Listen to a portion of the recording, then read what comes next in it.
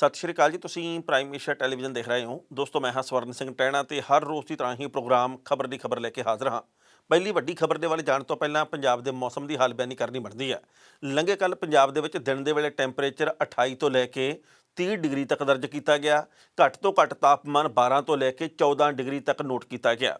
ਮੌਸਮ ਵਿਭਾਗ ਨੇ ਇਹ ਭਵਿੱਖਬਾਣੀ ਕੀਤੀ ਹੈ ਕਿ ਦਿਨ ਦੇ ਵੇਲੇ ਇਵੇਂ ਹੀ ਕੜਾਕੇਦਾਰ ਧੁੱਪ ਨਿਕਲਦੀ ਰਹਿਣੀ ਆ ਆਉਂਦੇ 72 ਘੰਟਿਆਂ ਦੇ ਵਿੱਚ, ਤੇ ਰਾਤ ਦੇ ਵੇਲੇ ਥੋੜੀ ਜਿਹੀ ਠੰਡ ਰਹਿਣੀ ਆ। ਪਰ ਪੰਜਾਬ ਦੇ ਸਾਰੇ ਹੀ ਹਿੱਸਿਆਂ ਦੇ ਵਿੱਚੋਂ ਇਹ ਖਬਰਾਂ ਮਿਲ ਰਹੀਆਂ ਕਿ ਹੁਣ ਰਾਤ ਤੇ ਸਵੇਰ ਦੇ ਵੇਲੇ ਵੀ ਧੁੰਦ ਨਹੀਂ ਹੁੰਦੀ। ਸੋ ਇਸ ਵਕਤ ਠੰਡ ਗਈ ਹੈ। ਤੇ ਜਿਸ ਤਰੀਕੇ ਦੇ ਨਾਲ ਦਿੱਲੀ ਤੇ ਹਰਿਆਣੇ ਤੋਂ ਵੀ ਖਬਰਾਂ ਆਈਆਂ ਕਿ ਉੱਥੇ ਵੀ ਗਰਮੀ ਲਗਾਤਾਰ ਵੱਧ ਰਹੀ ਹੈ। ਕਹਿਣ ਦਾ ਭਾਵ ਇਹ ਹੈ ਕਿ ਹੁਣ ਅਗਲੀਆਂ ਤਿਆਰੀਆਂ, ਅਗਲੇ ਮੌਸਮ ਦੀਆਂ ਤਿਆਰੀਆਂ ਹਰ ਥਾਂ ਦੇ ਉੱਤੇ ਸ਼ੁਰੂ ਹੋ ਚੁੱਕੀਆਂ। ਦੂਜੀ ਜਿਹੜੀ ਵੱਡੀ ਗੱਲ ਹੈ ਉਹ ਹੈਗੀ ਆ ਸਰਦੂਲ ਸਿਕੰਦਰ ਸਾਹਿਬ ਦੀ ਮੌਤ ਨਾਲ ਜੁੜੀ ਹੋਈ। ਸਰਦੂਲ ਸਿਕੰਦਰ ਦਾ ਵਿਛੋੜਾ ਸਭ ਨੂੰ ਝੰਜੋੜ ਕੇ ਰੱਖ ਗਿਆ। ਅਚਾਨਕ 60 ਸਾਲ ਦੀ ਉਮਰ ਦੇ ਵਿੱਚ ਉਹ ਜਦੋਂ ਹੈ ਤੋਂ ਸੀ ਹੋ ਜਾਂਦੇ ਆ ਤਾਂ ਸਭ ਦੇ ਮਨ ਦੇ ਉੱਤੇ ਸੱਟ ਵੱਜਣੀ ਕੁਦਰਤੀ ਸੀ, ਵੱਜੀ ਵੀ ਹੈ। ਕਿਉਂਕਿ ਸਰਦੂਲ ਸਿਕੰਦਰ ਨੇ ਹਮੇਸ਼ਾ ਚੰਗਾ ਗਾਇਆ। ਸਰਦੂਲ ਸਿਕੰਦਰ ਸੁਰਾਂ ਦਾ ਸੁਦਾਗਰ, ਸਰਦੂਲ ਸਿਕੰਦਰ ਬਹੁਪੱਖੀ ਪ੍ਰਤਿਭਾ ਦਾ ਮਾਲਿਕ। ਅਸੀਂ ਵੀ ਪਿੱਛੇ ਜਿਹੇ ਚੱਜ ਦਾ ਵਿਚਾਰ ਦੇ ਵਿੱਚ ਗੱਲਬਾਤ ਕੀਤੀ ਸੀ ਅਮਰ ਨੂਰੀ ਤੇ ਸਰਦੂਲ ਸਿਕੰਦਰ ਦੇ ਨਾਲ। ਉਹਨੂੰ ਪਸੰਦ ਵੀ ਕੀਤਾ ਤੇ ਉਸ ਗੱਲਬਾਤ ਨੂੰ ਸੁਣ ਕੇ ਖੁਦ ਨੂੰ ਇਉਂ ਲੱਗਦਾ ਨਹੀਂ ਕਿ ਉਹ ਸਾਡੇ ਕੋਲੋਂ ਚਲੇ ਗਏ ਆ। ਸੋ ਸਰਦੂਲ ਸਿਕੰਦਰ ਨੇ ਜਿਸ ਤਰੀਕੇ ਨਾਲ ਭਾਂਤ ਸੁਭਾਂਤਾ ਗਾਇਆ, ਜਿੰਨਾ ਵਧੀਆ ਗਾਇਆ, ਜਿੰਨਾ ਉਹਨਾਂ ਨੇ ਖੁੱਭ ਕੇ ਗਾਇਆ, ਉਹਦਾ ਮੁਕਾਬਲਾ ਕਿਤੇ ਹੋਰ ਹੋ ਨਹੀਂ ਸਕਦਾ। ਜੇਕਰ ਪੰਜਾਬ ਦੇ ਪੋਟਿਆਂ ਦੇ ਉੱਤੇ ਗਿਣਨ ਵਾਲੇ ਚੰਗੇ ਕਲਾਕਾਰਾਂ ਦੀ ਗੱਲ ਕਰੀਏ ਤਾਂ ਸਰਦੂਲ ਸਿਕੰਦਰ ਦਾ ਪਹਿਲਿਆਂ ਦੇ ਵਿੱਚ ਨਾਂ ਆਉਂਦਾ। ਉਹ ਜਾਣ ਤੋਂ ਬਾਅਦ ਵੀ ਚੇਤੇ ਦੇ ਵਿੱਚ ਹਮੇਸ਼ਾ ਵਸੇ ਰਹਿਣੇ ਆ। ਸੋ ਉਸ ਤੋਂ ਅਗਲੀ ਗੱਲ ਇਹ ਹੈ ਵੀ ਜਦੋਂ ਹੁਣ ਸਿੰਘੂ ਬਾਰਡਰ ਤੇ, ਟਿਕਰੀ ਬਾਰਡਰ ਤੇ, ਗਾਜ਼ੀਪੁਰ ਦੇ ਬਾਰਡਰ ਦੇ ਉੱਤੇ ਵੱਖ-ਵੱਖ ਸ਼ਖਸੀਅਤਾਂ ਜਾਂਦੀਆਂ, ਲਗਭਗ ਡੇਢ ਕੁ ਮਹੀਨਾ ਪਹਿਲਾਂ ਸਰਦੂਲ ਸਿਕੰਦਰ ਤੇ ਅਮਰ ਨੂਰੀ ਹੋਰੀ ਆ ਜਿਹੜੇ ਉਹ ਜਾ ਕੇ ਸਿੰਘੂ ਬਾਰਡਰ ਦੇ ਉੱਤੇ ਆਏ। ਉਹਨਾਂ ਨੇ ਉੱਥੇ ਜਾ ਕੇ ਕਿਸਾਨਾਂ ਦੇ ਹੱਕ ਦੇ ਵਿੱਚ ਬੋਲਿਆ, ਮੰਚ ਦੇ ਉੱਤੇ ਖੜ ਕੇ ਅਬਾਨੀ ਤੇ ਅਡਾਨੀ ਦੀਆਂ ਨੀਤੀਆਂ ਦੀ ਵਿਰੋਧਤਾ ਕੀਤੀ। ਇਹ ਵੀ ਗੱਲ ਕਹੀ ਹੈ ਕਿ ਦਿੱਲੀ ਨੂੰ ਫਤਿਹ ਕਰਕੇ ਜਾਣਾ। ਪੱਤਰਕਾਰ ਨੇ ਸਵਾਲ ਕੀਤਾ ਵੀ ਕੀ ਕਹੋਗੇ, ਤੁਹਾਡੀ ਸਿਹਤ ਨਹੀਂ ਠੀਕ, ਤੁਸੀਂ ਫਿਰ ਵੀ ਆਏ ਆ।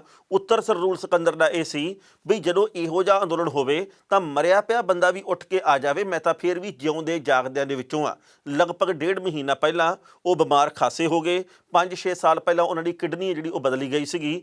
ਅਮਰ ਨੂਰੀ ਹੋਰਾਂ ਦੇ ਵੱਲੋਂ ਉਹ ਕਿਡਨੀ ਦਿੱਤੀ ਗਈ ਸੀ ਤੇ ਜਿਸ ਤਰੀਕੇ ਨਾਲ ਮੋਹਾਲੀ ਦੇ ਫੋਰਟਿਸ ਹਸਪਤਾਲ ਦੇ ਵਿੱਚ ਉਹਨਾਂ ਨੇ ਦਮ ਤੋੜਿਆ ਤੇ ਉਸ ਤੋਂ ਬਾਅਦ ਪੰਜਾਬ ਦੇ ਮੁੱਖ ਮੰਤਰੀ, ਸਮੁੱਚੀ ਦੁਨੀਆ ਦੇ ਵਿੱਚ ਵਸਦੇ ਪੰਜਾਬੀਆਂ ਦੇ ਵੱਲੋਂ ਦੁੱਖ ਦਾ ਇਜ਼ਹਾਰ ਕੀਤਾ ਗਿਆ। ਪੀੜਤ ਪਰਿਵਾਰ ਦੇ ਨਾਲ ਖੜਨ ਦੀ ਗੱਲ ਕਹੀ ਗਈ ਹੈ ਤੇ ਅੱਜ ਉਹਨਾਂ ਦਾ ਸੰਸਕਾਰ ਆ ਜਿਹੜਾ ਉਹ ਦੁਪਹਿਰੇ 2 ਵਜੇ ਖੇੜੀ ਨੌਧ ਸਿੰਘ ਜਿਹੜਾ ਕਿ ਖੰਨੇ ਦੇ ਕੋਲੇ ਪਿੰਡ ਹੈ ਉੱਥੇ ਹੋਣਾ। ਤੇ ਉਹਨਾਂ ਦੀ ਮੌਤ ਤੋਂ ਬਾਅਦ ਇਹ ਵੀ ਐਲਾਨ ਕੀਤਾ ਗਿਆ ਕਿ ਸੂਬੇ ਦੀ ਸਰਕਾਰ ਆ ਜਿਹੜੀ ਉਹ 10 ਲੱਖ ਰੁਪਈਆ ਹਸਪਤਾਲ ਦੇ ਬਿੱਲ ਦੇ ਤੌਰ ਦੇ ਉੱਤੇ ਅਦਾ ਕਰੂਗੀ। ਸੋ ਅਗਲੀ ਗੱਲ ਇਹ ਹੈ ਕਿ ਉਹ ਕਿਸਾਨਾਂ ਨੂੰ ਵੀ ਪਿਆਰ ਕਰਦੇ ਸੀ, ਸਭ ਨੂੰ ਪਿਆਰ ਕਰਦੇ ਸੀ ਤੇ ਚੰਗੇ ਗਾਣਿਆਂ ਦੇ ਨਾਲ ਉਹਨਾਂ ਨੇ ਹਮੇਸ਼ਾ ਇੱਕ ਅੱਡਰੀ ਥਾਂ ਬਣਾਈ ਜਿਹੜੀ ਕਿ ਬਣੀ ਵੀ ਰਹਿਣੀ ਆ।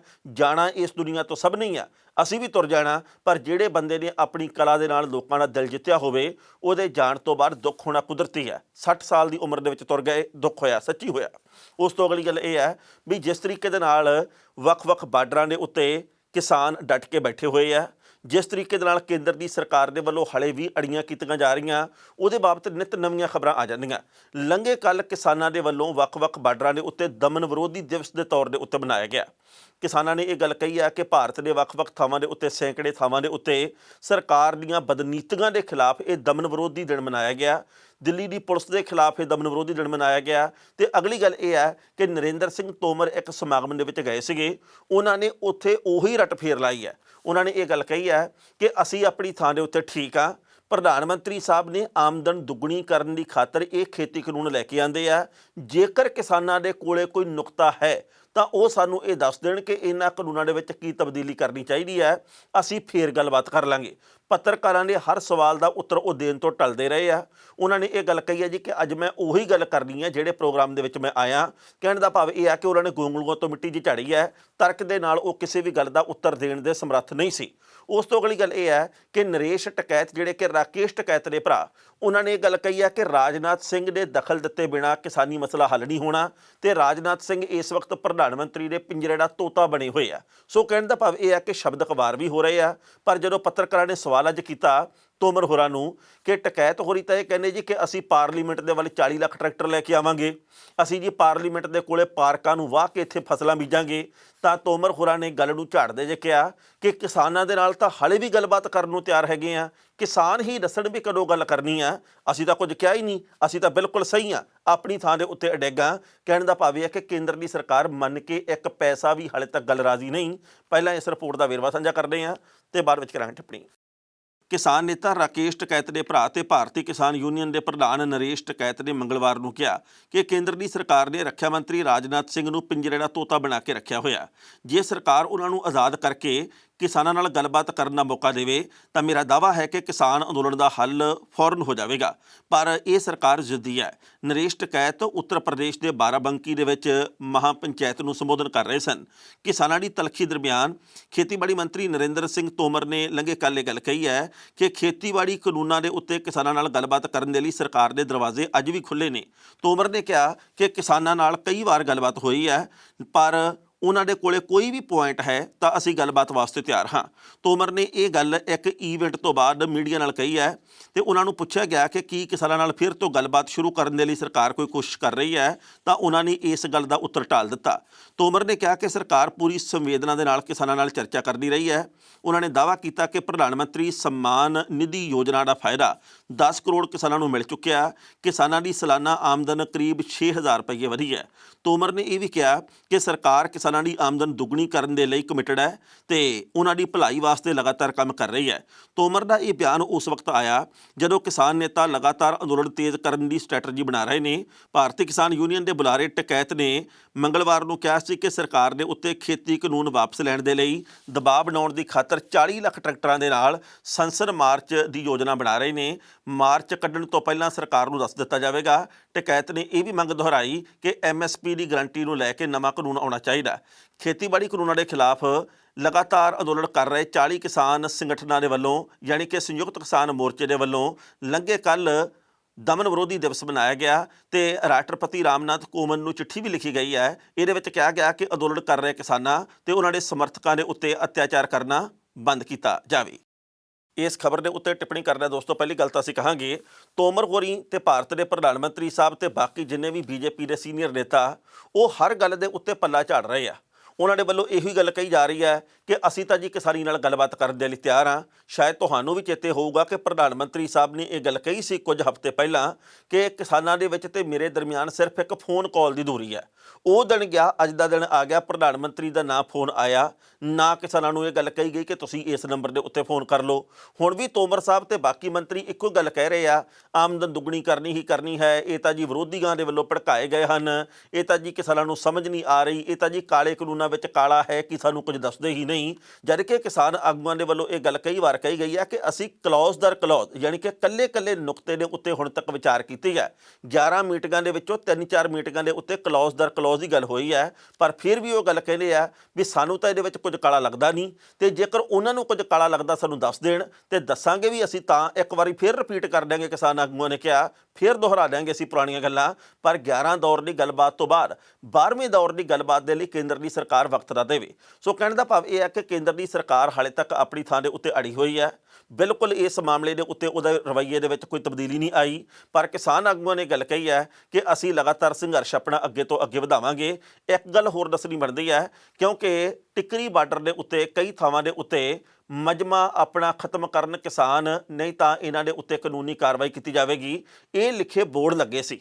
ਇਸ ਗੱਲ ਦੇ ਉੱਤੇ ਕਿਸਾਨਾਂ ਨੇ ਇਤਰਾਜ਼ ਜ਼ਾਹਰ ਕੀਤਾ ਸੀ ਵੀ ਮਜਮਾ ਕੀ ਹੁੰਦਾ, ਤੁਸੀਂ ਸਾਨੂੰ ਡਰਾਉਣ ਦੀ ਕੋਸ਼ਿਸ਼ ਕਰ ਰਹੇ ਹੋ। ਤੇ ਹੁਣ ਦਿੱਲੀ ਦੀ ਪੁਲਿਸ ਦੇ ਵੱਲੋਂ ਇਹ ਗੱਲ ਕਹੀ ਗਈ ਹੈ ਕਿ ਅਸੀਂ ਤਾਂ ਕੁਝ ਕੁ ਲੋਕਾਂ ਨੂੰ ਚੇਤਾਵਨੀ ਦਿੱਤੀ ਸੀ ਜਿਹੜੇ ਕਿ ਸ਼ਰਾਰਤੀ ਆ, ਸ਼ਰਾਰਤੀ ਲੋਕਾਂ ਨੂੰ ਚੇਤਾਵਨੀ ਦੇਣ ਦੀ ਖਾਤਰ ਅਸੀਂ ਇਹ ਬੋਰਡ ਲਾਏ ਸੀ।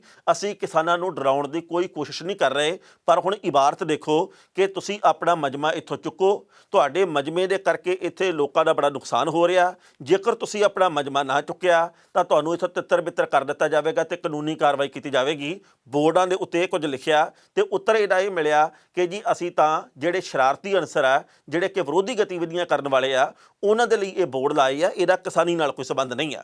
ਲੱਖਾਂ ਸਧਾਰਨਾਂ ਦੀ ਪਰਸੋਂ ਵਾਲੀ ਮਹਿਰਾਜ ਰੈਲੀ ਦੇ ਉੱਤੇ ਕਈ ਤਰ੍ਹਾਂ ਦੀਆਂ ਚਰਚਾਵਾਂ ਦਾ ਬਾਜ਼ਾਰ ਗਰਮ ਹੈ।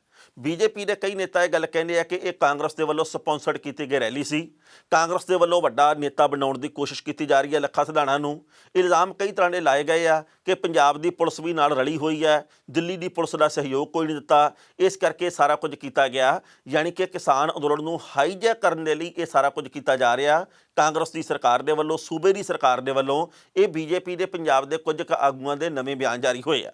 ਪਰ ਅੱਧੀ ਰਾਤ ਦੇ ਵੇਲੇ ਲੱਖਾ ਸਿਧਾਣਾ ਫੇਸਬੁੱਕ ਦੇ ਉੱਤੇ ਲਾਈਵ ਹੁੰਦਾ, ਉਹਨੇ ਸਾਰੇ ਪੰਜਾਬੀਆਂ ਦਾ ਧੰਨਵਾਦ ਕੀਤਾ ਵੀ ਜਿਹੜੇ ਹੁਮ-ਹੁਮਾ ਕੇ ਰੈਲੀ ਦੇ ਵਿੱਚ ਪਹੁੰਚੇ ਆ। ਨਾਲ ਹੀ ਉਹਨੇ ਗੱਲ ਕਹੀ ਹੈ ਕਿ ਇਸ ਵਕਤ ਆਪਾਂ ਨੂੰ ਇਕੱਠੇ ਹੋ ਕੇ ਹਮਲਾ ਮਾਰਨ ਦੀ ਲੋੜ ਹੈ, ਪਰ ਕਿਸਾਨ ਆਗੂਆਂ ਨੂੰ ਬੇਨਤੀ ਹੈ ਕਿ ਉਹ ਕੋਈ ਨਵਾਂ ਵੱਡਾ ਤੇ ਵੱਖਰਾ ਪ੍ਰੋਗਰਾਮ ਵੀ ਰੱਖਣ, ਕਿਉਂਕਿ ਇਸ ਵਕਤ ਜੇਕਰ ਨੀਰਸਤਾ ਫੈਲੇਗੀ ਤਾਂ ਉਹਦੇ ਕਰਕੇ ਨੁਕਸਾਨ ਕਿਸਾਨੀ ਦਾ ਹੋਊਗਾ। ਇਸ ਕਰਕੇ ਆਪਾਂ ਕੁਝ ਨਵਾਂ ਪ੍ਰੋਗਰਾਮ ਉਲੀਕਣਾ ਤੇ ਇਹ ਦੱਸੋ ਵੀ ਤੁਸੀਂ ਕਦੋਂ ਪ੍ਰੋਗਰਾਮ ਉਲੀਕ ਰਹੇ ਆ। ਨਾਲ ਹੀ ਲੱਖੇ ਸਿਧਾਣੇ ਨੇ ਗੱਲ ਕਹੀ ਹੈ ਵੀ ਕੁਝ ਕੁ ਲੋਕ ਕਹਿੰਦੇ ਜੀ ਇਹ ਤਾਂ ਉਹਨੇ ਰੈਲੀ ਕਰਵਾਈ ਸੀ, ਇਹ ਤਾਂ ਫਲਾਣੇ ਨੇ ਸਹਿਯੋਗ ਦਿੱਤਾ ਸੀ, ਇਹ ਤਾਂ ਫਲਾਣੇ ਦਾ ਕੰਮ ਹੈ, ਤਾਂ ਫਲਾਣੇ ਦਾ ਕੰਮ ਹੈ। ਇਹ ਗੱਲਾਂ ਸਿਰਫ ਤੇ ਸਿਰਫ ਟੁੱਲ ਵਾਲੀਆਂ, ਇਹਦੇ ਵਿੱਚ ਕੋਈ ਸੱਚਾਈ ਨਹੀਂ ਹੈ। ਇਹ ਪੰਜਾਬ ਦੇ ਗੈਰਤਮੰਦ ਲੋਕਾਂ ਨੇ ਆਪ ਮੁਹਾਰੇ ਇਕੱਠ ਕੀਤਾ। ਇਹ ਪੰਜਾਬ ਦੇ ਲੋਕਾਂ ਨੇ ਹੱਕ ਤੇ ਸੱਚ ਦੇ ਲਈ ਇਕੱਠ ਕੀਤਾ। ਇਹ ਪੰਜਾਬ ਦੇ ਲੋਕਾਂ ਨੇ ਫਸਲਾਂ ਬਚਾਉਣ ਦੇ ਲਈ ਇਕੱਠ ਕੀਤਾ। ਇਹਦੇ ਪਿੱਛੇ ਕਿਸੇ ਵੀ ਰਾਜਨੀਤਿਕ ਧਿਰ ਦਾ ਕੋਈ ਵੀ ਨਾ ਤਾਂ ਕੋਈ ਏਜੰਡਾ ਸੀਗਾ ਤੇ ਨਾ ਹੀ ਕੋਈ ਪ੍ਰੋਗਰਾਮ ਕਿਸੇ ਰਾਜਨੀਤਿਕ ਧਿਰ ਨੇ ਤਿਆਰ ਕੀਤਾ। ਇਹ ਨਿਰੋਲ ਗੈਰ ਸਿਆਸੀ ਇਕੱਠ ਸੀ ਤੇ ਪੰਜਾਬ ਦੇ ਆਮ ਲੋਕਾਂ ਦਾ ਇਕੱਠ ਸੀ, ਜਿਹੜੇ ਕਿ ਪੰਜਾਬ ਦੀ ਜ਼ਮੀਨ ਨੂੰ, ਪੰਜਾਬ ਦੀ ਮਿੱਟੀ ਨੂੰ ਇਹ ਪਿਆਰ ਕਰਦੇ ਆ, ਇਹਦੇ ਲਈ ਜਾਨ ਦੇਣ ਨੂੰ ਫਿਰਦੇ ਆ। ਪਰ ਇਸੇ ਦਰਮਿਆਨ ਇੱਕ ਵੱਡੀ ਖਬਰ ਹੋਰ ਆਈ ਹੈ ਕਿ ਦੀਪ ਸਿੱਧੂ ਜਿਹੜਾ ਕਿ ਇਸ ਵਕਤ ਤਿਹਾੜ ਜੇਲ੍ਹ ਦੇ ਵਿੱਚ ਬੰਦ ਹੈ, ਜਿਹਨੂੰ 2 ਵਾਰ 7-7 ਦਿਨ ਦੇ ਪੁਲਿਸ ਰਿਮਾਂਡ ਦੇ ਉੱਤੇ ਰੱਖਿਆ ਗਿਆ, ਉਸ ਤੋਂ ਬਾਅਦ 14 ਦਿਨ ਦੀ ਨਿਆਇਕ ਹਿਰਾਸਤ ਦੇ ਵਿੱਚ ਭੇਜਿਆ ਗਿਆ ਤੇ ਦੀਪ ਸਿੱਧੂ ਇਸ ਵਕਤ ਹੈਗਾ ਤਿਹਾੜ ਜੇਲ੍ਹ ਦੇ ਅੰਦਰ। ਪਰ ਉਹਦੇ ਫੇਸਬੁੱਕ ਖਾਤੇ ਦੇ ਉੱਤੇ 2 ਵੀਡੀਓ ਪਈਆਂ, ਉਹ ਹੁਣ ਉਹਨੇ ਪਾਈਆਂ ਜਾਂ ਕਿਸੇ ਨੇ ਬਾਹਰ ਉਹਦੇ ਸਾਥੀ ਨੇ ਪਾਈਆਂ, ਇਹਦੇ ਬਾਬਤ ਆਪਾਂ ਕੁਝ ਕਹਿ ਨਹੀਂ ਸਕਦੇ। ਪਰ 2 ਵੀਡੀਓ ਪਈਆਂ, ਉਹਨਾਂ ਵੀਡੀਓ ਦੇ ਵਿੱਚ ਆਪਾਂ ਨੂੰ ਲੱਖਾ ਸਿਧਾਣਾ ਵੀ ਦਿਸਦਾ, ਰਾਕੇਸ਼ ਟਕੈਤ ਹੋਰੀ ਵੀ ਦਿਸਦੇ ਆ, ਗੁਰਨਾਮ ਸਿੰਘ ਚੜੂਨੀ ਵੀ ਦਿਸਦੇ ਆ, ਰਜਿੰਦਰ ਸਿੰਘ ਦੀਪ ਸਿੰਘ ਵਾਲਾ ਵੀ ਦਿਸਦੇ ਆ। ਇਹਦੇ ਵਿੱਚ ਕੁਝ ਕੁ ਹੋਰ ਜਿਹੜੇ ਕਿਸਾਨ ਆਗੂ ਉਹ ਵੀ ਦਿਸਦੇ ਆ। ਤੇ ਆਖਿਆ ਇਹ ਗਿਆ ਕਿ ਕਸੂਰਵਾਰ ਕੌਣ? ਇਹ ਜਿਹੜੀ ਹਿੰਸਾ ਹੋਈ ਹੈ, ਜੋ ਕੁਝ ਵੀ ਤੁਸੀਂ 26 ਤਰੀਕ ਦੇ ਮੁਤਲਕ ਕਹਿੰਦੇ ਆ, ਇਹ ਦੱਸੋ ਵੀ ਇਸ ਸਭ ਕੁਝ ਦੇ ਲਈ ਜ਼ਿੰਮੇਵਾਰ ਕੌਣ ਹੈ? ਇਹਦੇ ਮਤਲਬ ਇਹ ਹੈ ਵੀ ਸਫਾਈ ਦੇਣ ਦੀ ਵੀ ਕੋਸ਼ਿਸ਼ ਕੀਤੀ ਗਈ ਹੈ ਕਿ ਮੇਰੇ ਉੱਤੇ ਇਲਜ਼ਾਮ ਬਹੁਤ ਸਾਰੇ ਲਾਏ ਗਏ ਆ, ਪਰ ਆਹ ਵੱਖ-ਵੱਖ ਨੇਤਾਵਾਂ ਦੇ, ਵੱਖ-ਵੱਖ ਲੋਕਾਂ ਨੇ ਤੁਸੀਂ ਬਿਆਨ ਸੁਣ ਲਓ ਜਿਹੜੇ ਕਿ ਬੋਲੇ ਸਮੇਂ-ਸਮੇਂ ਦੇ ਉੱਤੇ ਵੱਖ-ਵੱਖ ਟੀਵੀ ਚੈਨਲਾਂ ਦੇ ਉੱਤੇ। ਇਹਨਾਂ ਨੇ ਕੀ ਕੁਝ ਕਿਹਾ, ਪਹਿਲਾਂ ਇਸ ਰਿਪੋਰਟ ਦਾ ਵੇਰਵਾ ਸਾਂਝਾ ਕਰਦੇ ਹਾਂ ਤੇ ਬਾਅਦ ਵਿੱਚ ਕਰਾਂਗੇ ਟਿੱਪਣੀ। 26 ਜਨਵਰੀ ਨੂੰ ਲਾਲ ਕਿਲ੍ਹਾ ਹਿੰਸਾ ਦੇ ਮਾਮਲੇ ਦੇ ਵਿੱਚ ਦੀਪ ਸਿੱਧੂ ਇਸ ਵਕਤ ਜੇਲ੍ਹ ਦੇ ਵਿੱਚ ਹੈ, ਪਰ ਉਸ ਦੇ ਫੇਸਬੁੱਕ ਖਾਤੇ ਦੇ ਉੱਤੇ ਇੱਕ ਵਾਰ ਫਿਰ ਵੀਡੀਓ ਅਪਲੋਡ ਕੀਤੀ ਗਈ ਹੈ। ਇਸ ਵੀਡੀਓ ਦੇ ਵਿੱਚ ਦੀਪ ਸਿੱਧੂ ਨੇ ਖੁਦ ਨੂੰ ਨਿਰਦੋਸ਼ ਦੱਸਿਆ ਤੇ ਕਿਸਾਨ ਨੇਤਾਵਾਂ ਦੇ ਭੜਕਾਊ ਭਾਸ਼ਣ ਦਿਖਾਏ ਗਏ ਨੇ। ਇਸ ਵੀਡੀਓ ਦੇ ਵਿੱਚ ਦੀਪ ਸਿੱਧੂ ਪ੍ਰਦਰਸ਼ਨਕਾਰੀਆਂ ਨੂੰ ਸਮਝਾਉਂਦਾ ਹੋਇਆ ਦਿਖਾਈ ਦੇ ਰਿਹਾ। ਵੀਡੀਓ ਦੇ ਵਿੱਚ ਭਾਰਤੀ ਕਿਸਾਨ ਯੂਨੀਅਨ ਦੇ ਬੁਲਾਰੇ ਰਾਕੇਸ਼ ਟਕੈਤ, ਕਿਸਾਨ ਨੇਤਾ ਗੁਰਨਾਮ ਸਿੰਘ ਚੜੂਨੀ ਤੇ ਲੱਖਾ ਸਿਧਾਣਾ ਦਾ ਵੀ ਭਾਸ਼ਣ ਵਿੱਚ ਦਰਜ ਹੈ। ਇਸ ਵੀਡੀਓ ਦੇ ਵਿੱਚ ਰਾਕੇਸ਼ ਟਕੈਤ ਦੇ ਬਿਆਨ ਦੇ ਵਿੱਚ ਇਹ ਗੱਲ ਕਹੀ ਗਈ ਹੈ ਕਿ ਦਿੱਲੀ ਦੀ ਪੁਲਿਸ ਸਾਨੂੰ ਕਿਵੇਂ ਰੋਕ ਲਵੇਗੀ ਤੇ ਦਿੱਲੀ ਦੀ ਪੁਲਿਸ ਨੂੰ ਉਹ ਧਮਕੀ ਦਿੰਦੇ ਹੋਏ ਨਜ਼ਰ ਆ ਰਹੇ ਨੇ। ਇਸ ਤੋਂ ਇਲਾਵਾ ਲੱਖਾ ਸਿਧਾਣਾ ਟਰੈਕਟਰ ਪਰੇਡ ਦੇ ਮੁਤਲਕ ਇਹ ਗੱਲ ਕਹਿ ਰਹੇ ਨੇ ਕਿ ਜਿੱਧਰ ਪੰਨੂ ਤੇ ਭੰਦੇਰ ਹੋਰੀ ਜਾਣਗੇ, ਆਪਾਂ ਨੂੰ ਵੀ ਤਾਂ ਉਧਰਲੇ ਪਾਸੇ ਜਾਣਾ ਹੀ ਪੈਣਾ, ਯਾਨੀ ਕਿ ਰਿੰਗ ਰੋਡ ਦੇ ਵੱਲ ਜਾਵਾਂਗੇ। ਦੂਜੇ ਪਾਸੇ ਰਜਿੰਦਰ ਸਿੰਘ ਦੀਪ ਸਿੰਘ ਵਾਲਾ ਇਹ ਗੱਲ ਕਹਿੰਦੇ ਨੇ ਵੀਡੀਓ ਦੇ ਵਿੱਚ ਕਿ 26 ਜਨਵਰੀ ਨੂੰ ਸਾਰੇ ਟਰੈਕਟਰ ਨਾਕਿਆਂ ਦੇ ਉੱਤੇ ਖੜੇ ਕਰ ਦਿਓ ਤੇ ਉਸ ਦਿਨ ਮੋਦੀ ਦੀ ਚਰਚਾ ਨਾ ਹੋਵੇ, ਬਲਕਿ ਮੋਦੀ ਦੀ ਧੌਣ ਦੇ ਉੱਤੇ ਟਰੈਕਟਰ ਚੜਾਉਣ ਦੀ ਚਰਚਾ ਹੋਣੀ ਚਾਹੀਦੀ ਹੈ। ਹਰਿਆਣੇ ਦੇ ਕਿਸਾਨ ਨੇਤਾ ਗੁਰਨਾਮ ਸਿੰਘ ਚੜੂਨੀ ਇਸ ਵੀਡੀਓ ਦੇ ਵਿੱਚ ਸਰਕਾਰ ਨੂੰ ਚੇਤਾਵਨੀ ਦਿੰਦੇ ਹੋਏ ਨਜ਼ਰ ਆ ਰਹੇ ਨੇ। ਉਹ ਕਹਿ ਰਹੇ ਨੇ ਕਿ 26 ਤਰੀਕ ਨੂੰ ਆਪਣੀਆਂ ਤਿਆਰੀਆਂ ਕਰਕੇ ਟਰੈਕਟਰਾਂ ਦੇ ਨਾਲ ਆਓ, ਜ਼ਬਰਦਸਤੀ ਬੈਰੀਕੇਡ ਤੋੜ ਕੇ ਦਿੱਲੀ ਵਿੱਚ ਘੁਸਾਂਗੇ, ਸਰਕਾਰ ਗੋਲੀ ਮਾਰੇ, ਡਾਂਗ ਮਾਰੇ, ਜੋ ਵੀ ਕਰਨਾ ਕਰ ਲਵੇ, 26 ਨੂੰ ਫਾਈਨਲ ਮੈਚ ਹੋਵੇਗਾ। ਸਤਨਾਮ ਸਿੰਘ ਪੰਨੂ ਦੇ ਵੱਲੋਂ ਟਰੈਕਟਰ ਪਰੇਡ ਦਾ ਰੂਟ ਤੋੜਨ ਦੀ ਗੱਲ ਕੀਤੀ ਗਈ ਹੈ। ਪੰਨੂ ਇਹ ਗੱਲ ਕਹਿ ਰਹੇ ਨੇ ਕਿ ਅਸੀਂ ਪੁਲਿਸ ਨਾਲ ਗੱਲ ਕਰ ਰਹੇ ਹਾਂ ਕਿ ਰਿੰਗ ਰੋਡ ਤੇ ਹੀ ਜਾਵਾਂਗੇ, ਜੇ ਤਾਂ ਉਹ ਮੰਨ ਗਏ ਤਾਂ ਠੀਕ ਹੈ, ਨਹੀਂ ਤਾਂ ਫਿਰ ਦੇਖਦੇ ਹਾਂ ਸਰਕਾਰ ਕੀ ਕਰਦੀ ਹੈ। ਸਰਵਣ ਸਿੰਘ ਪੰਧੇਰ ਇਹ ਗੱਲ ਕਹਿ ਰਹੇ ਨੇ ਕਿ ਟਰੈਕਟਰ ਪਰੇਡ ਦੇ ਦਿਨ ਲਾਲ ਕਿਲ੍ਹੇ ਤੇ ਜਾ ਕੇ ਬੈਠ ਜਾਓ ਤੇ ਉੱਥੋਂ ਅੱਗੇ ਬਿਲਕੁਲ ਨਹੀਂ ਜਾਣਾ। ਕਹਿਣ ਦਾ ਭਾਵ ਇਹ ਹੈ ਕਿ 6 ਵੱਖ-ਵੱਖ ਸ਼ਖਸੀਅਤਾਂ ਦੇ ਬਿਆਨ ਇਸ ਵੀਡੀਓ ਦੇ ਵਿੱਚ ਦਰਜ ਨੇ ਤੇ ਇਸ ਵੀਡੀਓ ਦੇ ਉੱਤੇ ਲਿਖਿਆ ਹੋਇਆ ਪਲੀਜ਼ ਵਾਚ ਦਿਸ। ਇਸ ਖਬਰ ਦੇ ਉੱਤੇ ਟਿੱਪਣੀ ਕਰਦੇ ਹਾਂ ਦੋਸਤੋ। ਪਹਿਲੀ ਗੱਲ ਤਾਂ ਅਸੀਂ ਕਹਾਂਗੇ ਇਸ ਵਕਤ ਵੱਖ-ਵੱਖ ਤਰ੍ਹਾਂ ਦੀਆਂ ਪ੍ਰਤੀਕਿਰਿਆਵਾਂ ਵੱਖ-ਵੱਖ ਸ਼ਖਸੀਅਤਾਂ ਦੇ ਮੁਤਲਕ ਆ ਰਹੀਆਂ। ਅਸੀਂ ਵੀ ਇਹ ਚਾਹੁੰਦੇ ਹਾਂ, ਲੱਖਾ ਸਿਧਾਣੇ ਨੇ ਵੀ ਇਹ ਗੱਲ ਕਹੀ ਹੈ, ਬਾਕੀ ਲੋਕ ਵੀ ਇਹ ਚਾਹੁੰਦੇ ਆ ਕਿ ਇਸ ਵਕਤ ਕਿਸਾਨ ਅੰਦੋਲਨ ਜਿਹੜਾ ਉਹ ਸਹੀ ਤਰੀਕੇ ਨਾਲ ਚੱਲੇ, ਸ਼ਾਂਤਮਈ ਤਰੀਕੇ ਨਾਲ ਚੱਲੇ ਤੇ ਸਿੱਟੇ ਦੇ ਉੱਤੇ ਪਹੁੰਚੇ। ਇਸ ਤੋਂ ਵੱਡੀ ਕੋਈ ਹੋਰ ਪ੍ਰਾਪਤੀ ਨਹੀਂ ਹੋਣੀ, ਆਪਸ ਦੇ ਵਿੱਚ ਲੜਨ ਝਗੜਨ ਦਾ ਫਾਇਦਾ ਨਹੀਂ। ਪਰ ਦੂਜੀ ਗੱਲ ਇਹ ਹੈ ਵੀ ਜਦੋਂ ਹੁਣ ਦੀਪ ਸਿੱਧੂ ਦੀ ਫੇਸਬੁੱਕ ਆਈਡੀ ਦੇ ਉੱਤੇ ਵੀਡੀਓ ਪਈਆਂ ਹੋਈਆਂ, ਜਿਨ੍ਹਾਂ ਦੇ ਰਾਹੀਂ ਇਹ ਪਤਾ ਲੱਗ ਰਿਹਾ ਕਿ ਕਿੰਨੀ ਤਰੀਕ ਨੂੰ ਪਾਈਆਂ ਗਈਆਂ, ਉਹਨਾਂ ਦੇ ਉੱਤੇ ਲਿਖਿਆ ਸੀ ਲੰਘੇ ਕੱਲ੍ਹ ਕਿ ਯੈਸਟਰਡੇ, ਯਾਨੀ ਕਿ ਲੰਘੇ ਕੱਲ੍ਹ ਪਾਈਆਂ ਗਈਆਂ ਸੀ। ਤੇ ਇਹਨਾਂ ਵੀਡੀਓਜ਼ ਦੇ ਵਿੱਚ ਇਹ ਪੱਖ ਦਿਖਾਇਆ ਗਿਆ ਕਿ ਕੱਲਾ ਮੇਰੇ ਉੱਤੇ ਇਲਜ਼ਾਮ ਲਾਇਆ ਗਿਆ, ਜਦ ਕਿ ਮੈਂ ਤਾਂ ਸਮਝਾਉਣ ਦੀ ਕੋਸ਼ਿਸ਼ ਕੀਤੀ, ਪਰ ਜਿਹੜੇ ਲੋਕਾਂ ਨੇ ਭੜਕਾਊ ਭਾਸ਼ਣ ਦਿੱਤੇ ਆ ਉਹਨਾਂ ਲੋਕਾਂ ਦੇ ਮੁਤਲਕ ਕਿਉਂ ਨਹੀਂ ਕੋਈ ਗੱਲ ਕੀਤੀ ਜਾ ਰਹੀ। ਸੋ ਇਸ ਵੀਡੀਓ ਨੂੰ ਪਾਉਣ ਵਾਲਾ ਕੌਣ ਆ ਇਹਦੇ ਬਾਬਤ ਕੁਝ ਨਹੀਂ ਪਤਾ। ਇਹ ਕਿਸੇ ਵੱਲੋਂ ਹੈਕ ਕਰਕੇ ਵੀਡੀਓ ਪਾਈ ਗਈ ਹੈ ਇਹਦੇ ਬਾਰੇ ਵੀ ਕੁਝ ਨਹੀਂ ਪਤਾ, ਇਹ ਤਾਂ ਵਕਤ ਬਿਆਨ ਕਰੂਗਾ। ਪਰ ਇਸ ਵਕਤ ਇਸ ਵੀਡੀਓ ਦੀ ਖਾਸੀ ਚਰਚਾ ਹੋ ਰਹੀ ਹੈ। ਪਰ ਸਭ ਤੋਂ ਵੱਡੀ ਗੱਲ ਇਹ ਹੈ ਕਿ ਲੱਖੇ ਸਿਧਾਣੇ ਦੇ ਵੱਲੋਂ ਜੋ ਏਕਤਾ ਦੀ ਗੱਲ ਕੀਤੀ ਗਈ ਹੈ ਉਹਦੀ ਚੌਂ ਪਾਸੇ ਚਰਚਾ ਵੀ ਹੋ ਰਹੀ ਹੈ ਤੇ ਉਹਦੀ ਚੌਂ ਪਾਸੇ ਸ਼ਲਾਘਾ ਵੀ ਹੋ ਰਹੀ ਹੈ ਤੇ ਹੋਣੀ ਵੀ ਚਾਹੀਦੀ ਹੈ। ਜੇ ਲੱਖਾ ਸਿਧਾਣਾ ਇਹ ਗੱਲ ਕਵੇ ਕਿ ਹੁਣ ਯੂਥ ਨੂੰ ਪਰੇ ਹੋ ਜਾਣਾ ਚਾਹੀਦਾ, ਇਹ ਵੀ ਮਾੜੀ ਗੱਲ ਹੈ। ਪਰ ਉਹਨੇ ਇਹ ਗੱਲ ਕਹੀ ਹੈ ਕਿ ਯੂਥ ਵੱਧ ਤੋਂ ਵੱਧ ਕਿਸਾਨ ਆਗੂਆਂ ਦਾ ਸਾਥ ਦੇਵੇ, ਵੱਧ ਤੋਂ ਵੱਧ ਬਾਰਡਰਾਂ ਦੇ ਉੱਤੇ ਪਹੁੰਚੇ। ਕਿਸਾਨ ਆਗੂਆਂ ਨੂੰ ਚਾਹੀਦਾ ਕਿ ਜਿੰਨੇ ਵੀ ਇਸ ਵਕਤ ਜੇਲ੍ਹਾਂ ਦੇ ਵਿੱਚ ਹੈ ਜਾਂ ਜਿਨ੍ਹਾਂ ਦੇ ਉੱਤੇ ਵੀ ਝੂਠੇ ਪਰਚੇ ਦਰਜ ਕੀਤੇ ਗਏ, ਸਾਰਿਆਂ ਦੇ ਹੱਕ ਦੇ ਵਿੱਚ ਹਾਂ ਦਾ ਨਾਅਰਾ ਮਾਰਿਆ ਜਾਵੇ। ਕਿਸੇ ਨਾਲ ਕੋਈ ਵਿਤਕਰੇਬਾਜ਼ੀ ਭੋਰਾ ਨਹੀਂ ਕਰਨੀ ਚਾਹੀਦੀ। ਰਾਮਦੇਵ ਦੀ ਕੋਰੋਨਾ ਦਵਾਈ ਦੇ ਮੁਤਲਕ ਕਈ ਤਰ੍ਹਾਂ ਦੀ ਚਰਚਾ ਦਾ ਬਾਜ਼ਾਰ ਗਰਮ ਹੈ, ਕਿਉਂਕਿ ਕੋਰੋਨਲ ਦਵਾਈ ਦੇ ਉੱਤੇ WHO ਦੇ ਵੱਲੋਂ ਵੀ ਸਵਾਲ ਖੜੇ ਕੀਤੇ ਗਏ ਆ ਤੇ ਇੰਡੀਅਨ ਮੈਡੀਕਲ ਕੌਂਸਲ ਦੇ ਵੱਲੋਂ ਵੀ ਇਹ ਸਵਾਲ ਖੜੇ ਕੀਤੇ ਗਏ ਆ ਕਿ ਇਸ ਦਵਾਈ ਨੂੰ ਮਾਨਤਾ ਦਿੱਤੀ ਕਿਹਨੇ ਆ। ਹੁਣ ਜਦੋਂ ਚੌਂ ਪਾਸੇ ਵਿਵਾਦ ਪੈਦਾ ਹੋ ਗਿਆ, ਬਦਨਾਮੀ ਵੀ ਹੋ ਰਹੀ ਹੈ ਤੇ ਪਤਾ ਲੱਗਾ ਮਹਾਰਾਸ਼ਟਰ ਦੀ ਸਰਕਾਰ ਦੇ ਵੱਲੋਂ ਤਾਂ ਇਹ ਗੱਲ ਦੋ ਟੁੱਕ ਕਹਿ ਦਿੱਤੀ ਗਈ ਹੈ ਕਿ ਸਾਡੇ ਸੂਬੇ ਦੇ ਵਿੱਚ ਰਾਮਦੇਵ ਦੀ ਇਸ ਦਵਾਈ ਨੂੰ ਵੇਚਣ ਦੀ ਭੋਰਾ ਵੀ ਇਜਾਜ਼ਤ ਨਹੀਂ, ਕਿਉਂਕਿ ਅਸੀਂ ਨਹੀਂ ਚਾਹੁੰਦੇ ਕਿ ਇਸ ਦਵਾਈ ਦੇ ਕਰਕੇ ਕਿਸੇ ਦਾ ਨੁਕਸਾਨ ਹੋਵੇ। ਜਿੰਨੀ ਦੇਰ ਤੱਕ ਇਹੀ ਨਹੀਂ ਪਤਾ ਲੱਗਦਾ ਵੀ ਇਹਨੂੰ ਮਾਨਤਾ ਦਿੱਤੀ ਕਿਹਨੇ ਆ, ਉਨੀ ਦੇਰ ਤੱਕ ਅਸੀਂ ਇਹਨੂੰ ਆਮ ਲੋਕਾਂ ਦੀ ਪਹੁੰਚ ਦੇ ਵਿੱਚ ਨਹੀਂ ਜਾਣ ਦੇਵਾਂਗੇ। ਇਸ ਕਰਕੇ ਇੱਕ ਸੂਬੇ ਦੇ ਉੱਤੇ ਤਾਂ ਕਾਟਾ ਫਿਰ ਗਿਆ। ਬਾਕੀ ਆਉਂਦੇ ਦਿਨਾਂ ਦੇ ਵਿੱਚ ਲੋਕਾਂ ਦੀ ਕੀ ਇਹਦੇ ਮੁਤਲਕ ਪ੍ਰਤੀਕਿਰਿਆ, ਲੋਕ ਇਸ ਦਵਾਈ ਦੀ ਵਰਤੋਂ ਕਰਦੇ ਕਿ ਨਹੀਂ ਕਰਦੇ, ਇਹਦੇ ਬਾਰੇ ਕੁਝ ਕਹਿ ਨਹੀਂ ਸਕਦੇ। ਪਰ ਰਾਮਦੇਵ ਦੇ ਪਰਛਾਵੇਂ ਬਾਲ ਕ੍ਰਿਸ਼ਨ ਦੇ ਵੱਲੋਂ ਸਾਹਮਣੇ ਆ ਕੇ ਗੱਲ ਕਹੀ ਗਈ ਹੈ ਕਿ ਸਾਨੂੰ ਬਦਨਾਮ ਕਰਨ ਦੀ ਕੋਸ਼ਿਸ਼ ਕੀਤੀ ਜਾ ਰਹੀ ਹੈ। ਆਯੁਰਵੇਦ ਨੂੰ ਬਦਨਾਮ ਕਰਨ ਦੇ ਲਈ ਇੱਕ ਖਾਸ ਧੜਾ ਜਿਹਦੇ ਵੱਲੋਂ ਇਹ ਸਾਰਾ ਕੁਝ ਕੀਤਾ ਜਾ ਰਿਹਾ, ਧੜੇਬੰਦੀ ਕੀਤੀ ਗਈ ਹੈ। ਪਹਿਲਾਂ ਇਸ ਰਿਪੋਰਟ ਦਾ ਵੇਰਵਾ ਸਾਂਝਾ ਕਰਦੇ ਹਾਂ ਤੇ ਬਾਅਦ ਵਿੱਚ ਕਰਾਂਗੇ ਟਿੱਪਣੀ। ਰਾਮਦੇਵ ਦੀ ਕੋਰੋਨਾ ਦਵਾਈ ਕੋਰੋਨਲ ਦੇ ਵਿਵਾਦ ਤੋਂ ਬਾਅਦ ਹੁਣ ਪਤੰਜਲੀ ਆਯੁਰਵੇਦ ਦੇ ਮੈਨੇਜਿੰਗ ਡਾਇਰੈਕਟਰ ਬਾਲਕ੍ਰਿਸ਼ਨ ਅੱਗੇ ਆਏ ਨੇ। ਬਾਲਕ੍ਰਿਸ਼ਨ ਨੇ ਟਵੀਟ ਕੀਤਾ ਕਿ ਆਯੁਰਵੇਦ ਪੂਰੀ ਦੁਨੀਆ ਦੇ ਵਿੱਚ ਫੈਲਿਆ ਹੋਇਆ, ਇਹਦਾ ਡੰਕਾ ਚਾਰੇ ਪਾਸੇ ਆ, ਇਸ ਕਰਕੇ ਵਿਰੋਧੀਆਂ ਦੇ ਵਿੱਚ ਖਲਬਲੀ ਮੱਚੀ ਹੋਈ ਹੈ। ਇਹਦੇ ਨਾਲ ਹੀ ਉਹਨਾਂ ਨੇ ਇੱਕ ਪ੍ਰੈਸ ਰਿਲੀਜ਼ ਦੀ ਕਾਪੀ ਵੀ ਜਾਰੀ ਕੀਤੀ ਹੈ। ਉਹਦੇ ਉੱਤੇ ਟਵੀਟ ਕਰਦੇ ਹੋਏ ਲਿਖਿਆ, ਅੱਜ ਦੀ ਮਹਾਮਾਰੀ ਦੇ ਵਿੱਚ ਕੋਰੋਨਲ ਨੇ WHO GMP COPP ਲਾਇਸੈਂਸ ਪ੍ਰਾਪਤ ਕਰਕੇ ਆਯੁਰਵੇਦ ਦਾ ਡੰਕਾ ਪੂਰੇ ਵਿਸ਼ਵ ਦੇ ਵਿੱਚ ਵਜਾ ਦਿੱਤਾ ਹੈ। ਆਯੁਰਵੇਦ ਦੇ ਵਿਰੋਧੀਆਂ ਦੇ ਵਿੱਚ ਹੀ ਖਲਬਲੀ ਹੈ। ਪ੍ਰੈਸ ਰਿਲੀਜ਼ ਦੇ ਵਿੱਚ ਕਿਹਾ ਗਿਆ ਕਿ Patanjali research foundation trust Indian medical association ਦੇ ਕੋਰੋਨਲ ਤੇ ਜਾਰੀ ਬਿਆਨ ਤੋਂ ਹੈਰਾਨ ਹੈ। ਚੰਗੇ ਭਲੇ ਡਾਕਟਰ ਵੀ ਵਿਗਿਆਨਕ ਖੋਜ ਦੀ ਧਾਰਨਾ ਨੂੰ ਸਮਝ ਨਹੀਂ ਰਹੇ, ਇਹ ਬਹੁਤ ਨਿਰਾਸ਼ਾਜਨਕ ਹੈ। 19 ਤਰੀਕ ਦੀ ਪ੍ਰੈਸ ਕਾਨਫਰੰਸ ਦੇ ਵਿੱਚ ਸਿਹਤ ਮੰਤਰੀ ਡਾਕਟਰ ਹਰਸ਼ਵਰਧਨ ਨੇ ਰਾਸ਼ਟਰੀ ਸਿਹਤ ਸੰਭਾਲ ਪ੍ਰਣਾਲੀ ਦੇ ਆਯੁਰਵੇਦ ਦੇ ਵਿੱਚ ਏਕੀਕਰਨ ਦੀ ਗੱਲ ਕੀਤੀ, ਜੋ ਵਿਸ਼ਵ ਸਿਹਤ ਸੰਗਠਨ ਦੇ ਤਾਜ਼ਾ ਕਦਮਾਂ ਦੇ ਅਨੁਸਾਰ ਹੈ। ਡਾਕਟਰ ਹਰਸ਼ਵਰਧਨ ਨੇ ਕਦੇ ਵੀ ਮਾੜੀ ਆਧੁਨਿਕ ਦਵਾਈ ਦੀ ਪੇਸ਼ਕਸ਼ ਨਹੀਂ ਕੀਤੀ। ਪ੍ਰੈਸ ਕਾਨਫਰੰਸ ਦੇ ਵਿੱਚ ਉਹਨਾਂ ਦੀ ਮੌਜੂਦਗੀ ਦਰਸਾਉਂਦੀ ਹੈ ਕਿ ਉਹ ਹੋਰ ਦਵਾਈ ਪ੍ਰਣਾਲੀਆਂ ਨੂੰ ਸਵੀਕਾਰਨਯੋਗ ਬਣਾਉਣ ਦੇ ਲਈ ਇਮਾਨਦਾਰੀ ਨਾਲ ਯਤਨ ਕਰ ਰਹੇ ਨੇ। ਇਸ ਖਬਰ ਦੇ ਉੱਤੇ ਟਿੱਪਣੀ ਕਰਦਿਆਂ ਪਹਿਲੀ ਗੱਲ ਤਾਂ ਇਹ ਕਹਿਣੀ ਬਣਦੀ ਹੈ ਕਿ ਡਾਕਟਰ ਹਰਸ਼ਵਰਧਨ ਹੋਰਾਂ ਦੀ ਮੌਜੂਦਗੀ ਦੇ ਕਰਕੇ ਹੀ ਇਹ ਮਾਮਲਾ ਇੰਨਾ ਵੱਡਾ ਬਣਿਆ। ਨਹੀਂ ਤਾਂ ਰਾਮਦੇਵ ਦੀ ਕੋਰੋਨਲ ਦਵਾਈ ਦੇ ਉੱਤੇ ਤਾਂ ਉਦੋਂ ਵੀ ਚਰਚਾ ਹੋਈ ਸੀ, ਉਦੋਂ ਵੀ ਵਿਵਾਦ ਉੱਠਿਆ ਸੀ ਜਦੋਂ ਇਹ ਭਾਰਤ ਦੇ ਵਿੱਚ ਜਾਰੀ ਕਰ ਦਿੱਤੀ ਗਈ ਸੀ, ਇਹ ਕਹਿ ਕੇ ਵੀ ਅਸੀਂ ਦਵਾਈ ਲਿਆਂਦੀ ਹੈ। ਤੇ ਜਦੋਂ ਕਰੋਨਾ ਭਾਰਤ ਦੇ ਵਿੱਚ ਸਿਖਰ ਤੇ ਸੀ ਉਸ ਵਕਤ ਦਵਾਈ ਲਿਆਂਦੀ ਸੀ। ਉਦੋਂ ਵੀ ਸਵਾਲ ਇਹੀ ਸੀ ਵੀ ਭਾਈ ਇਹਦੀ ਮਾਨਤਾ ਕਿੱਥੋਂ ਮਿਲੀ ਹੈ, ਇਹਦਾ ਡਾਕਟਰੀ ਟਰਾਇਲ ਕਦੋਂ ਹੋਇਆ। ਤੇ ਹੁਣ ਵੀ ਸਵਾਲ ਉਹੀ ਹੈ ਵੀ ਇਹਦਾ ਟਰਾਇਲ ਕਿੱਥੇ ਹੋਇਆ, ਇਹਨੂੰ ਮਾਨਤਾ ਕਿਹਨੇ ਦਿੱਤੀ ਹੈ। ਨਾ ਇੰਡੀਅਨ ਮੈਡੀਕਲ ਕੌਂਸਲ ਨੂੰ ਕੁਝ ਪਤਾ, ਨਾ WHO ਨੂੰ ਪਤਾ, ਤੇ ਆਪੇ ਹੀ ਦਵਾਈ ਬਣਾ ਕੇ ਆਪੇ ਹੀ ਕਹੀ ਜਾਂਦੇ ਵੀ ਇਹ ਤਾਂ ਮਾਨਤਾ ਪ੍ਰਾਪਤ ਹੈ। ਇਹ ਇਵੇਂ ਮਾਨਤਾ ਪ੍ਰਾਪਤ ਕਿਵੇਂ ਆ।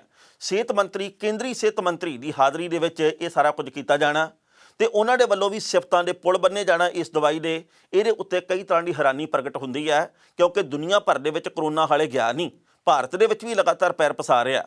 ਮਹਾਰਾਸ਼ਟਰ ਦੇ ਵਿੱਚ ਕੇਸਾਂ ਦੀ ਗਿਣਤੀ ਦੇ ਵਿੱਚ ਅਚਾਨਕ ਵਾਧਾ ਹੋ ਗਿਆ। ਪੰਜਾਬ ਦੇ ਵਿੱਚ ਵੀ ਲਗਾਤਾਰ ਕੇਸ ਵੱਧ ਰਹੇ ਆ। ਜਲੰਧਰ, ਹੁਸ਼ਿਆਰਪੁਰ, ਮੋਹਾਲੀ, ਪਟਿਆਲਾ, ਲੁਧਿਆਣਾ ਤੇ ਹੋਰ ਵੱਖ-ਵੱਖ ਸ਼ਹਿਰਾਂ ਦੇ ਵਿੱਚ ਕੇਸਾਂ ਦੀ ਗਿਣਤੀ 'ਚ ਅਚਾਨਕ ਇਜ਼ਾਫਾ ਹੋਇਆ। ਪਰ ਜੇਕਰ ਦਵਾਈ ਦੇ ਨਾਂ ਦੇ ਉੱਤੇ ਵੀ ਝਕਾਨੀਆਂ ਦਿੱਤੀਆਂ ਜਾਣਗੀਆਂ, ਜੇਕਰ ਦਵਾਈ ਦੇ ਨਾਂ ਦੇ ਉੱਤੇ ਲੋਕਾਂ ਨੂੰ ਗੁੰਮਰਾਹ ਕੀਤਾ ਜਾਊਗਾ, ਜੇਕਰ ਦਵਾਈ ਦੇ ਉੱਤੇ ਭਰੋਸੇਯੋਗਤਾ ਹੀ ਨਾ ਬਣੂਗੀ, ਤਾਂ ਫਿਰ ਲੋਕ ਕਿਵੇਂ ਸੋਚਣਗੇ ਕਿ ਅਸੀਂ ਇਸ ਸੰਕਟ ਦੇ ਵਿੱਚੋਂ ਨਿਕਲਾਂਗੇ ਅੱਜ ਜਾਂ ਭਲਕ ਨੂੰ। ਸੋ ਇਸ ਕਰਕੇ ਰਾਮਦੇਵ ਦੀ ਇਸ ਦਵਾਈ ਦੇ ਉੱਤੇ 100 ਤਰ੍ਹਾਂ ਦੇ ਸਵਾਲ ਖੜੇ ਹੋਏ ਆ। ਪਰ ਬਾਲਕ੍ਰਿਸ਼ਨ ਨੇ ਸਫਾਈਆਂ ਦੇਣੀਆਂ ਹੀ ਸੀ। ਉਹਨੇ ਇਹ ਗੱਲ ਕਹੀ ਹੈ ਜੀ ਕਿ ਸਾਡੇ ਖਿਲਾਫ ਸਾਜ਼ਿਸ਼ ਹੈ, ਇਹ ਤਾਂ ਜੀ ਬਹੁਤ ਚੰਗੀ ਦਵਾਈ ਹੈ, ਜੇਕਰ ਮਾੜੀ ਹੁੰਦੀ ਤਾਂ ਸਿਹਤ ਮੰਤਰੀ ਹੀ ਕਿਉਂ ਬਹਿੰਦੇ ਇਸ ਪ੍ਰੈਸ ਕਾਨਫਰੰਸ ਦੇ ਵਿੱਚ। ਉਹਨਾਂ ਨੇ ਆਪਣੇ ਪੱਖ ਦੇ ਵਿੱਚ, ਪਤੰਜਲੀ ਦੇ ਪੱਖ ਦੇ ਵਿੱਚ, ਕੋਰੋਨਲ ਦੇ ਪੱਖ ਦੇ ਵਿੱਚ ਇਹੋ ਜਿਹੀਆਂ ਗੱਲਾਂ ਕੀਤੀਆਂ। ਖਬਰਾਂ ਦੋਸਤੋ ਕਈ ਹੋਰ ਵੀ ਸਨ, ਪਰ ਜੋ ਵਕਤ ਦੀ ਘਾਟੇ ਰੁਕਣ ਦਾ ਇਸ਼ਾਰਾ ਕਰ ਰਹੀ ਹੈ। ਕੱਲ੍ਹ ਨੂੰ ਇਸੇ ਵੇਲੇ ਖਬਰ ਦੀ ਖਬਰ ਲੈ ਕੇ ਫਿਰ ਹਾਜ਼ਰ ਹੋਵਾਂਗੇ। ਉਦੋਂ ਤੱਕ ਲਈ ਆਗਿਆ ਦਿਓ। ਬਹੁਤ ਬਹੁਤ ਮਿਹਰਬਾਨੀ।